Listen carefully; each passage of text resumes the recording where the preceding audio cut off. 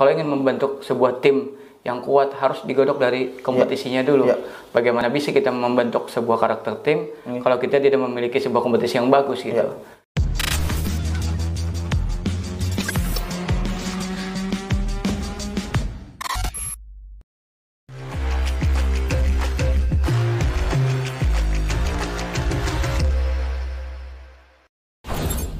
Terus kalau ini Bang, karakter sendiri, karena kan saya lihat mungkin teman-teman juga lihat Bang Edi punya karakter, Om Anang punya karakter, termasuk Bang Suhu punya karakter. Nah, bagaimana kita itu memegang tim agar mempunyai sebuah karakter gitu loh Bang?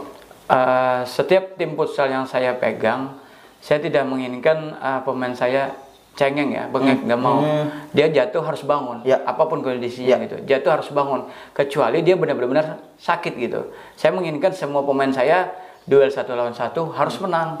Baik itu mau dilewatin, baik itu duel, mau itu rebut bola. Karena apa?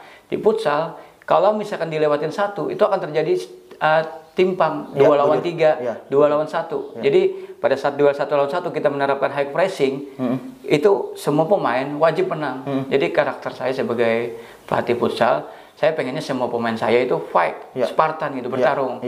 Saya kurang suka dengan stylish gitu. Misalnya passing, moving, kurang suka. Cuman memang saya ada beberapa pemain saya seperti itu yang memang mengharuskan kita menggunakan mereka pada saat tertentu gitu. Seperti itu. Selama itu diterapkan dari semua tim Abang yang Abang latih itu? Hampir semua tim yang saya pegang, saya pengennya semua pemain saya strong, Spartan gitu. Memang sekali-sekali saya pengennya stylish, moving. Cuman lebih banyaknya hampir 80-90% Spartan, strong, berjuang. Mungkin itu ya salah satu kunci Bang Suhu mempunyai melatih tim, itu dia berkarakter ya. Nah itu salah satunya contohnya SMM yang juara Lipuba ya kan Bang. Nah itu berkarakter, padahal pemainnya mohon maaf Bang tua-tua nih, tapi dia mempunyai semangat dan juang tinggi gitu loh. Nah itu untuk memotivasinya gimana Bang, walaupun mereka itu tua-tua ya mohon maaf. Sebelum kita mengikuti kompetisi ya kita harus sebagai pelatih harus mengetahui regulasinya dulu. Regulasi seperti apa. Jadi pada saat itu yang namanya Lipuba, kita mengikuti kompetisi pro di Indonesia itu final 4 dari 12 tim itu diambil 4. Dan 4 terus regulasinya waktu itu bebas. Jadi mau usia muda, mau usia tua. Nah, kebetulan waktu itu SCMM pemainnya bisa dikatakan senior gitu. Senior. Saya mensisatinya kalian punya pengalaman aja tidak cukup. Kalian harus punya latihan fisik.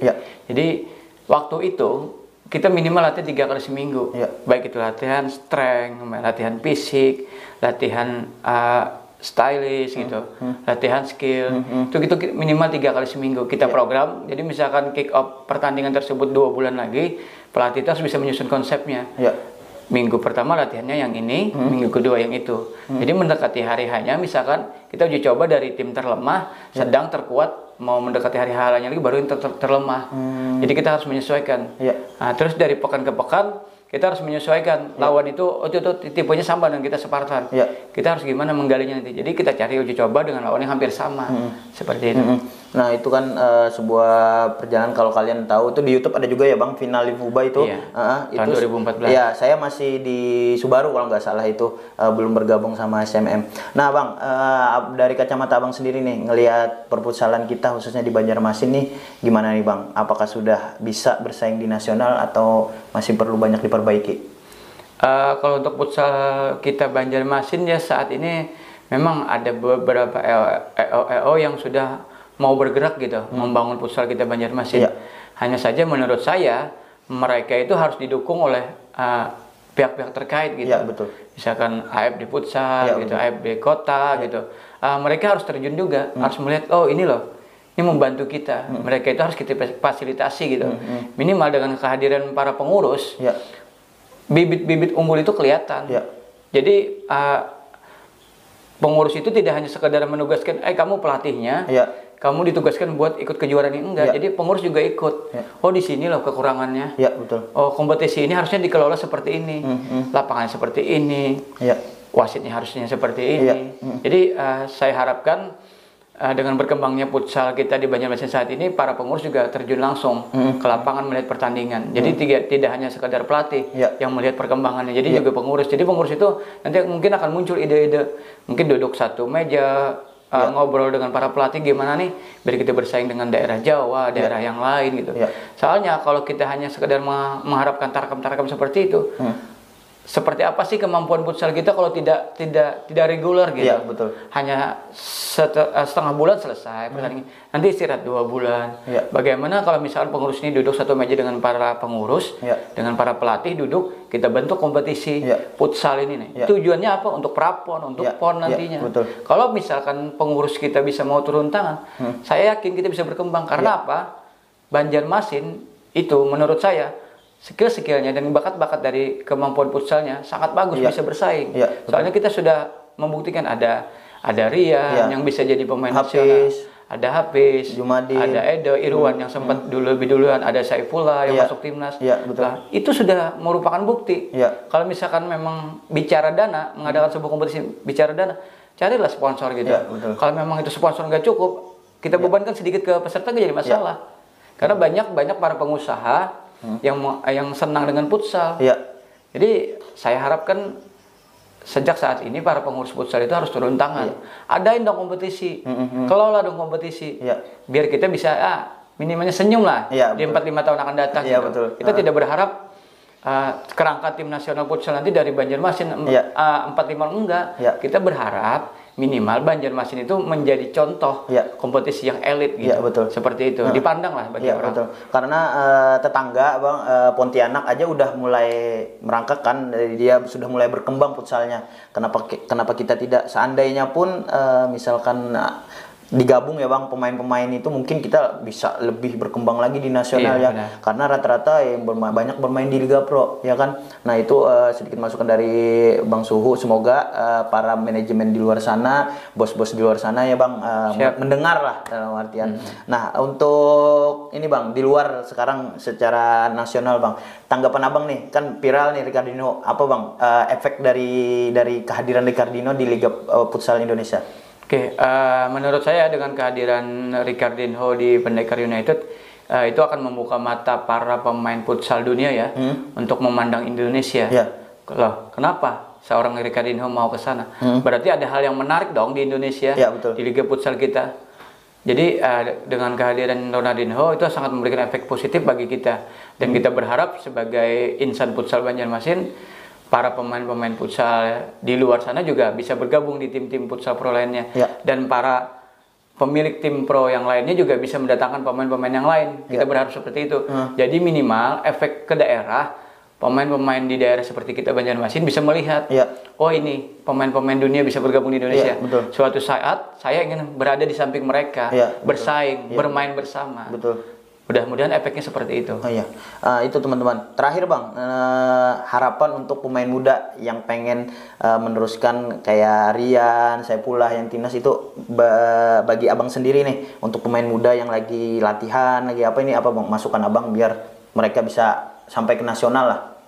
Oke, untuk adik-adik yang sudah bermain di nasional ataupun misalkan masih berusaha untuk menuju nasional, satu aja deh. Pertama, niatnya dulu. Kalian mau seperti apa? Kalau memang kalian mau jadi pemain futsal pro, kejar. Kejar, benar-benar kejar. Jangan pernah kalian takut dengan mimpi tersebut. Karena yang namanya mimpi, itu memang melalui proses. Sakit, jatuh, bangun lagi. Latihan di tim A ikutin, latihan di tim B ikutin. Apa masukan dari para pelatih yang bagus itu tarik. Apa yang kurang menarik, itu kurang bagus, disimpan, dibuang. Ikuti aja tim yang mana yang mau ngajak. Ikutin, tapi tetap utamakan tim yang kita ikutin dari pertama lah gitu. Karena rata-rata Bang pemain kita ya khususnya, dia malah pengen pertandingan tapi gak mau latihan. Nah itu gimana ini Bang? Menurut saya itu kurang pas ya.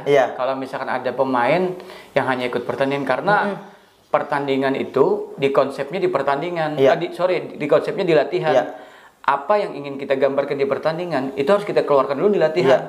Karena 90% hasil di pertandingan itu gambarnya di latihan. Jadi kalau misalkan kalian syutingnya pada saat latihan santai, ketawa-ketawa syutingnya, melenceng ketawa, nggak gol ketawa, 90% itu pasti kebawa ke pertandingan atau ke uji coba. Benar itu. Jadi kalau misalkan pada saat latihan, pelatih menetapkan misalkan jam 7 malam, itu tank jam 7 semua sudah siap. Ya. Jadi mulai program latihan, biasanya pelatih itu menyusun konsep. Kita malam hari ini latihan seperti ini, basic dulu seperti ini, baru nanti advance-nya seperti ini, game situasinya seperti ini, baru kita peragakan nanti ke uji coba. Setelah itu baru kita jelasin coaching point seperti apa. Kalau kita sudah matang di konsep, baru kita uji coba. Uji cobanya jalan 90%, baru kita ikut pertandingan. Seperti itu. Jadi kalau misalnya ada pemain yang hanya mau ikut pertandingan tapi nggak mau ikut latihan, itu pemain merasa dia sudah merasa hebat. Sebenarnya yang mengalahkan kemampuannya itu rasa hebatnya itu. Jadi pemain yang hebat itu adalah pemain yang mau latihan terus. Itu yang hebat. Mengenai hasil itu kan belakangan dulu. Karena apa, hasil yang bagus pasti diiringi oleh latihan yang bagus juga. Kalau Bang Suhu sendiri, kalau ada pemain seperti itu di tim Abang gimana tuh? Saya ya hampir 90% yang tidak ikut latihan tidak bisa bermain di pertandingan. Jadi misalkan dia nggak latihan hari ini, latihan kedua juga nggak hadir, dengan nggak ada alasan yang masuk akal gitu, dia nggak bisa main di pertandingan. Kecuali memang kendala dia memang benar-benar harus nggak hadir gitu. Misalkan ada kendala keluarga yang memang harus dibawa ke rumah sakit, misalkan nggak bisa itu, memang harus, nggak jadi masalah karena dia dibutuhkan di tim, seperti itu.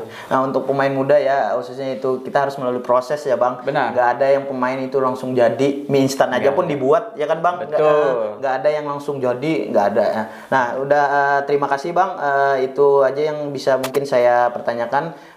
Salah hilap Bang, terima kasih dulu sebelumnya. Siap. Karena atas waktunya kesini, karena Bang Suhu ini termasuk yang padat jadwalnya karena melatih ya kan. Saya sudahi, mohon maaf salah hilap. Saya sudahi. Assalamualaikum warahmatullahi wabarakatuh. Waalaikumsalam warahmatullahi wabarakatuh.